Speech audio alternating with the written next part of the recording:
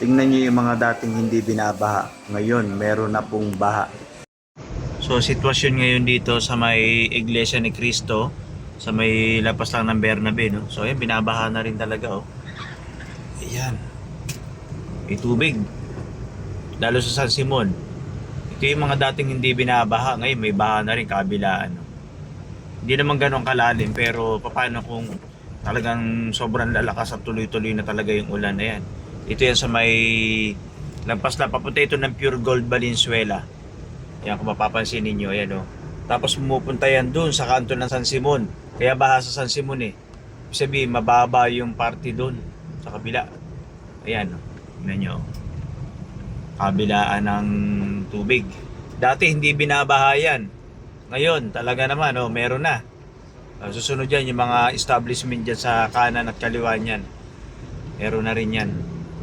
Tapos, sinabayan pa ng malalalim na lubak. Ayan, ang mga lubak. Dami. May lubak na, may baha pa. Nababad na sa tubig yung mga yung semento. Kaya nangyari, nauuka-uka na yan. Ito dating hindi naman binabahayang mga yan. Ito na yung Pure Gold Valenzuela, oh. So ito na, may lubak-lubak na ano. Yan, malalim na ang mga lubak. Kasi espalto lang yan, nalulusaw eh. So paano yung mga nasa kagaya ng video na yan, oh. Someday, ilang panahon pa yan, lulubungin na rin yan para doon sa may dalandanan. So ito na yung Pure Gold Valenzuela ngayon. At kabilaan. Ayan, ang baha. Kabilaan na dati, wala yan eh. Ngayon, meron na rin. Katataas ng karsada yan eh. Taas ng taas ng karsada. Kung inaayos ang flood control, wala sanang ganyan.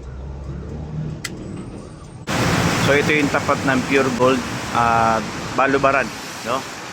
So may mga tubig na rin. Medyo minto na ang ulan. Pero lubak-lubak, maraming lubak-lubak na dadaanan. Yung kahabaan mismo ng yung MacArthur Highway sa Valenzuela. So kaya ingat-ingat kayo mga motorista kasi natatabunan ng baha yung mga lubak. So ingat-ingat din.